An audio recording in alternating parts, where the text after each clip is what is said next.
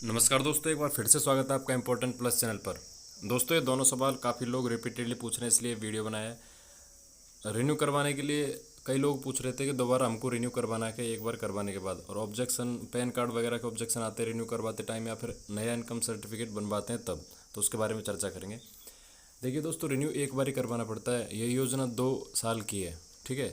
तो जिस दिन अप्रूव होता है उसके 1 साल बाद, जैसे कि अप्रूव जून 2020 में हुआ है, तो जून 2021 में रिन्यू करवाना पड़ता है।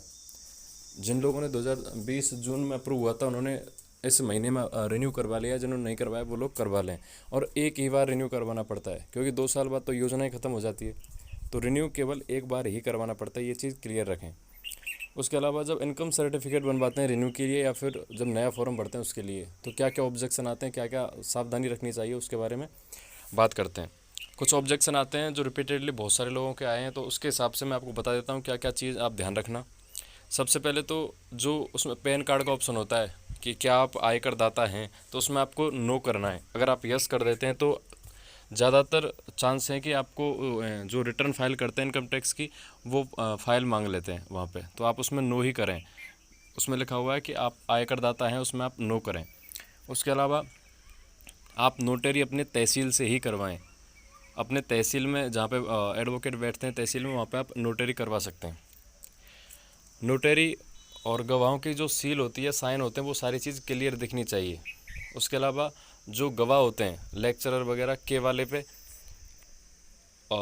उनके अब जो साइन करवाते हैं, मोहर लगवाते हैं, उसके बगल में उनके मोबाइल नंबर भी लिख दे जहाँ पे जगह रहती है।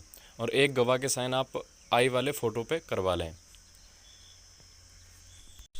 उसके अलावा आप इनकम सर्टिफिकेट आई और के पर कोई भी काटा पीटी ना करें, वाइटनर वगैरह या कोई भी चीज़ यूज़ ना करें। उससे उनको लगता है कि आपने ये क्रॉस करके इनकम में कुछ चेंज किया, या जो भी चेंजेस किए हैं, क्योंकि गवाह होते हैं वो आपकी डिटेल देख के गवाही देते हैं या फिर साइन करते हैं, लेक्चरर वगैरह।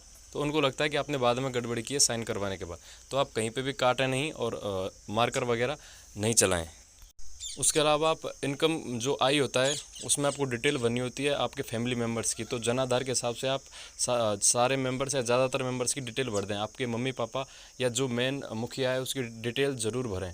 और 4 या 5 खाने होते हैं, अगर उतने लोग आपके जनाधार में हैं तो उनकी डिटेल आप ज़रूर भरें। 2 लाख से कम इनकम होनी चाहिए टोटल। और आप उस पर लेक्चरर वगैरह के साइन जो नीचे लिखे हुए हैं कोष्टक में किस किस के आप साइन करवा सकते हैं, उनमें से साइन करवाएं। अगर आप इन चीज़ों को ध्यान रखते हैं तो 99% आपका ऑब्जेक्शन नहीं आएगा। लेकिन आपको फिर भी प्रॉब्लम आती है तो आप व्हाट्सएप पे मैसेज कर सकते हैं या फिर इंस्टाग्राम पे मैसेज कर सकते हैं। वीडियो लाइक करें और शेयर करें।